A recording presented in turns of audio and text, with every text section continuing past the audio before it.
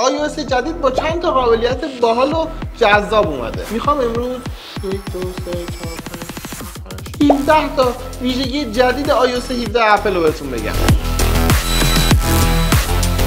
سلام الاتلی عزیز، تو این ویدیو میخوایم ویژگی جدید iOS 17 رو بررسی کنیم.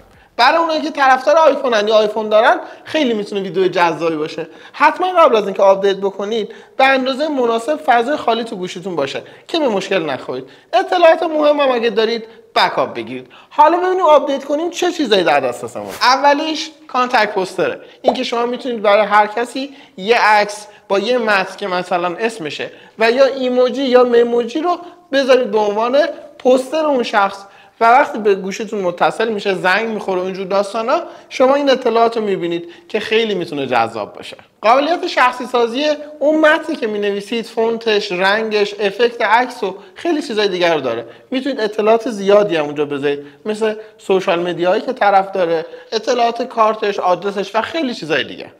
دومین قابلیت نیم دراپه. اگه بخوای واسه یک کسی شماره‌ت و اطلاعاتتو بفرستی، یا باید کارت ویزیت همراه باشه، یا مثلا شماره‌شو بگیری تکست بدی بهش، یا یه کاغذی، خودکاری، قلم، چیزی داشته باشی تا بتونی این کار بکنی. اما الان دیگه نیاز نیست این کارو بکنی. فقط کافیه که دو تا گوشی داشته باشی که هر دو iOS 17 باشه. با این گرافیک خوشگل و به همین راحتی اطلاعات خودتو میدی به طرف مقابله. سومین مورد اینه که برای تماس از دست رفته تو فیس تایم میتونی یه پیام تصویری بذاری. یعنی شما به یه نفر زنگ میزنید با فیس تایم، طرف جوابتون رو نمیده.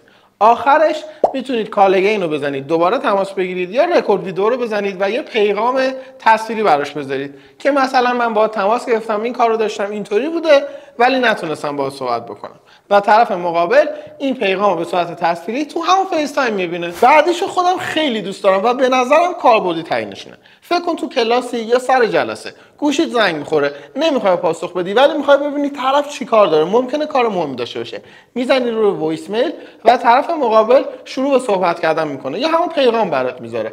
پیغامو همون موقع تبدیل به نوشتار میکنه، واسط میاره، مثل یه تکست. ممکنه یه کار خیلی مهم داشته باشه، مثلا گفته خونه‌ت آتیش گرفته، تو سریع جواب میدی، ولی ممکنه گفته باشه میخواستم حالتو بپرسم، تو میبینی و بعداً بهش زنگ میزنی. اما باقی قضیه اینه که انگلیسی رو پشتیبانی میکنه اما نمیتونه فارسی رو پشتیبانی کنه و پیغام صوتی فارسی رو نمیتونه تبدیل به تکست بکنه. تو مورد بعدی اپل اومده یه کار کرده که آیفون شبیه ساعت رومیزی یا ساعت کنار تخت خوابت باشه.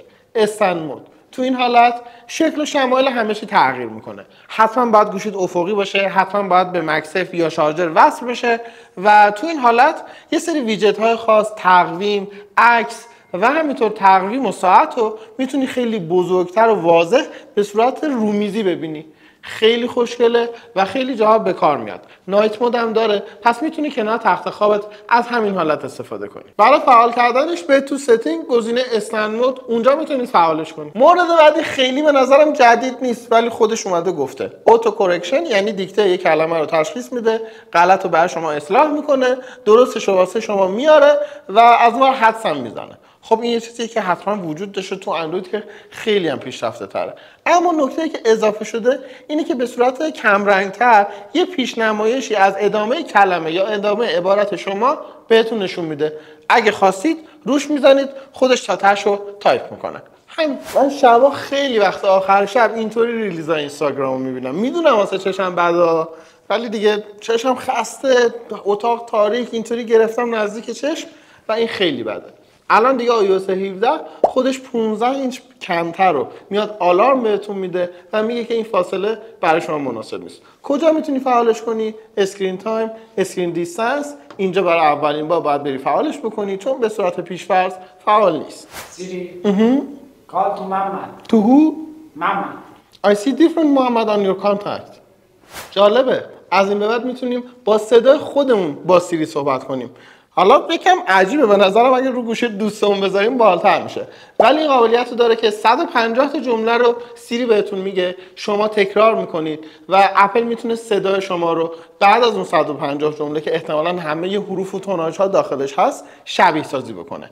تاییدی هم داده که برای ماشین لرنینگ ازش استفاده نمیکنه و از این به بعد شما سیری دارید که صدای خودتونه. دو تا نکته دیگه راجع به سیری. یکی هی سیری تبدیل شده به سیری. برای صدا کردنش فقط کافیه خود سیری رو بگی. دومی این که توی کانورسیشن داشتن یا مکالمه نیاز نیست بعد هر جمله دوباره بهش بگی هی سیری تا جوابتو بده. میتونی اولین بار که میگی دیگه مکالمه رو باش داشته باشی و اون در واقع جملات بعدی رو میشنوه و به موقع جواب میده. مورد بعدی کاستم استیکره. این که شما روی عکسی که گرفتید میتونید دستتون رو نگه دارید، چهره یه شخصی یا یه قسمتی جدا بشه. بعد میتونید اینو به عنوان یه استیکر استفاده کنید، سیوش کنید. اگه عکستون لایو هم باشه حتی میتونید اون چند ثانیه یا یک ثانیه حرکت رو به صورت یک گیف سیو بکنید و این قابلیتیه که خوراک پسراست برای اذیت کردن هم دیگه. مورد بعدی یه مورد امنیتیه. برای وقتی که نگران کسی هستی و قرار جای بره، مثلا برای مادرت یا برای بچه‌ت یه اسنپ گرفتی یا قرار جای بره، تو آی مسیج گزینه مو رو میزنی، چکین رو میزنی. البته باید تو فاکتور فعال شده باشه، یعنی تایید 2 مرحله با شماره تلفنتون فعال شده باشه که ما تو ایران نداریم. ولی اگر این کارو کرده باشید، حالا از این به بعد روی نقشه به صورت لایو میتونید ببینید. طرف وقتی برسه به شما اعلام میشه. اگه یه جایی اینترنتش قطع بشه، آخرین نقطه‌ای که اینترنت داشته، آخرین لوکیشنش رو میتونید ببینید و اینطوری میتونید کلا حواستون بهش باشه. تو گوشی هممون کلی ایمیل هست که کانفرمیشن کد اومده یا اینکه یه ایمیل تاییدی اومده برای اینکه وارد یه اپلیکیشنی بشیم، وارد یه پلتفرمی بشیم، وارد یه اکانتی بشیم یا هزار تا چیز دیگه. اینا میمونه و کلی شبیه اسپم تو ایمیلامون هست و استفاده هم نمیشه. همشون هم میدونید تایم دارن دیگه، یه زمان 1 دقیقه 2 دقیقه دارن، تو همون تایم میتونی استفاده کنی. حالا این قابلیت iOS 17 گذاشته که اینا اتوماتیک پاک شه. یه موقع اذیت نشی خودت بری پاک کنی. برای اینکه این کارو بکنی و فعالش بکنی، باید بری تو قسمت پسورد آپشن و اونجا گزینه کلین اپ اتوماتیکلی رو روشنش بکنی یا اینیبلش بکنی. از این به بعد همه ایمیل ها و پیامه که شامل کانفرمیشن کدای مدت داره اتوماتیک پاک میشه. یه قابلیت دیگه واسه کساییه که یه صفحه رو سرچ میکنن یا یه صفحه رو توی گوشیشون هست که میخوان شنیداری بشنونش، یعنی یکی واسهشون بخونتش. میتونن روی این 2 تا این پایین هست کنار صفحه روی اینا بزنن. تو این آپشنایی که اینجا هست یه دونه گزینه اضافه شده listen to page. listen to page که میزنی اولا تکست صفحه جدا میشه، دوما میتونی بک‌گراندش رو عوض کنی که خودت هم اگه خواستی یه نگاه سریع بهش بندازی راحت تر باشی. حتی فونت سایزش و اینجور چیزا رو میتونی تغییر بدی و در نهایت اون برات میخونه. از بالا شروع میکنه به پایین، مطمئنا فارسی رو پشتیبانی نمیکنه، فقط انگلیسی. میتونید اینطوری متن انگلیسی رو بشنوید. حالا 89 ما بازار موبایل کار میکردیم، اون موقع توی سایجیک آفلاین مپ رو میریختیم، ولی الان اپل تو iOS 17 سال 2023 آفلاین مود رو به مپش اضافه کرده. اونم نه تو همه رژین ها، تو بعضی از رژین ها. یعنی ما الان اینجا بازم نمیتونیم از آفلاین مود مپ اپل استفاده بکنیم، ولی خب تو بعضی از کشورها میشه.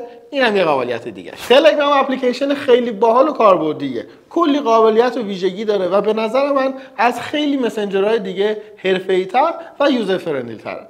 الان به جای رسیده که اپل داره ازش کپی برداری میکنه.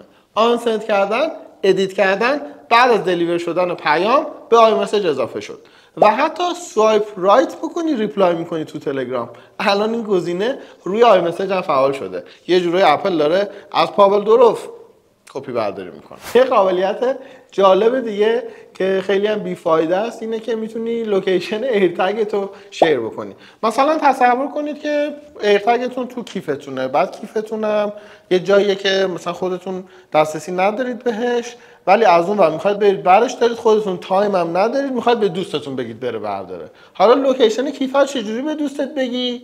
باید لوکیشن ایرتگ رو شیر کنید براش. اینجاست که این بده. من همیشه میگفتم اگه من یه مربی باشم و یه کرنومتر داشته باشم، بعد مثلا 20 ساعت دانش آموزان بخوام که یه فعالیتی شروع کنن استارت بزنن، چیکار کنم اگر آیفون دستم بود؟ الان با iOS 17 دیگه میدونم، چون میتونم 20 تا کرنومتر رو استارت بزنم با فاصله‌های زمانی مختلف، دیگه مشکلی ندارم. حتما نیاز نیست برای از این کرنومتر ورزشی بگیرم. اینم قابلیت بعدیه که اضافه کرده، خیلی اهمیت داره. اینا یه سری آیکون و نشونه روی برچسب لباس یا روی جعبه محصولی میبینی و نمیدونی معنیشون چیه. میتونی ازشون عکس بگیری، این آیه این پایین رو بزنی و اطلاعاتشو بهت میده که هر کدوم از این نشونه ها یا این آیکون ها معنیشون چیه. یکیش معنیش اینه مثلا دمای زیاد بهش وارد نشه، یکیش معنیش اینه شستشو نکنید. اینا خب ساده است، ولی خیلی از آیکون ها معمولا ماها نمیدونیم واسه چیه و این چیز کاربردیه، البته اگه تو رژیم ما کار کنه. این بود 17 تا از ویژگی‌هایی که تو iOS 17 اضافه شده. چند تا نکته دیگه هم بهتون بگم. یکی اپلیکیشن تیپس رو برید بخونید، اونجا خودش یه سری توضیحات داره که ممکنه به کارتون بیاد. دومیش این که بعد از اینکه iOS رو آپدیت میکنید تو اپ استور یه سری اپلیکیشن تو کاتگوری‌های مختلف بهتون پیشنهاد میشه. من خودم رفتم همه رو نصب کردم، حالا میخوام ببینم کم کم کدومش به درد میخوره کدومش به درد نمیخوره.